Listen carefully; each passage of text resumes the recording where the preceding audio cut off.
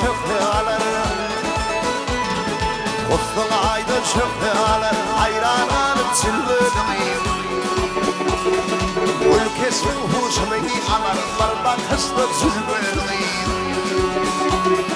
Öyleri taşlar kayalar Fuğa gelirler bayırlar Heykel vatanla yollar Hayranlarım zülbülüm Hayranlarım zülbülüm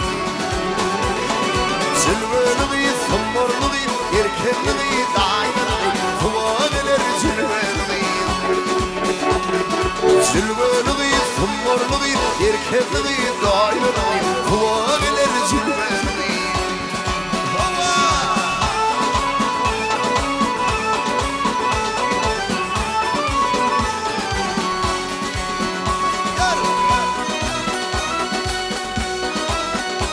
Hey Arman, fethem ya olmanı fethem, iyi olmanı fethem. Ben haniyette divaslı tasbih ataslı zülberliyim.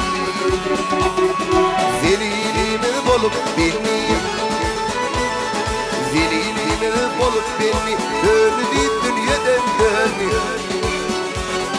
Harabim yanıp söydüm elli diyeyim zülberliyim. Hey beyley desem olur mu? Ahlat etsem kaybolur mu? Bu sözlerim kaybolur mu? Yüresim ve zülbülüm yüreğime Zülbülüm, zumburlum, erkekliğim, aynalığım Kuva gelir zülbülüm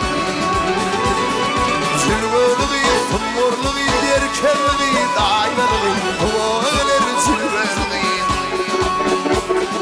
Kuva gelir zülbülüm Ay kuva gelir erkekliğim Hey